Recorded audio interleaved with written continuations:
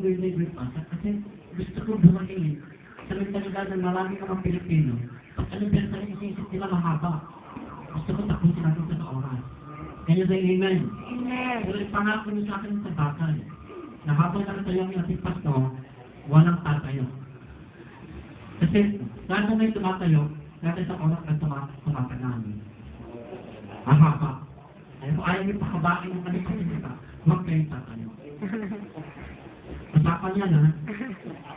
So, pag-break na kayo, pwede niya habaan pa rin sa oras. Kasi sabihin, nag-enjoy kayo. Sige, kapag tatayo ko parang habaan pa rin tayo. Pero kung gusto niyo siyang tapusin yung tama, makinig po tayo sa pagkakitay sa sarili ko.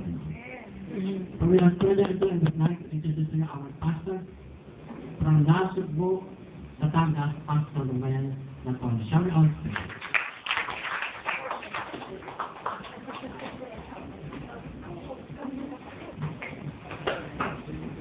Palakpakan muna natin ang ating Panginoon.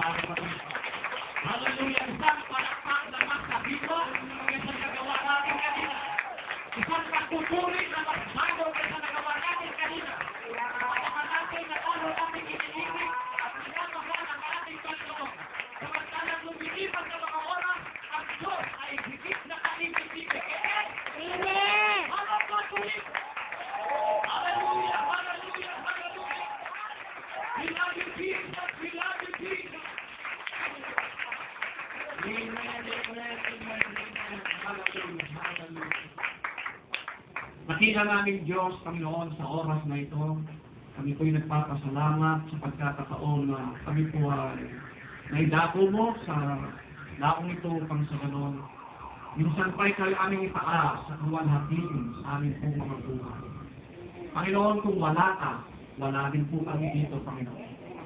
At nagpapasalamat din po kami sapagkat sumapit pong 15 taon ng anibersaryo ng gawain sa daong ito, Panginoon. At hindi lamang sa 15, kundi ayon po sa kasaysayan ito, Panginoon, 1977 pa nang umpisa yung gawain dito. And we are so thankful. Sa lahat ng mga panahon yun, isang bagay lang ang aming may kukuntlod, ikaw po ay mabuti. Amen. Minsan po, Diyos, hinihiling po namin na kami po ay samahan mo at pinagkakatiwala ko po sa iyo, Panginoon, ang mga nalalabing bahagi ng aming pong pagtitipon. Wala po akong magagawa.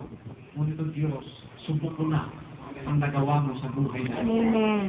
Ang aming mga bisita, Panginoon, maging pagkakataon ito upang sa ganon sila po ay mailapit ang buhay nila sa iyo, Panginoon.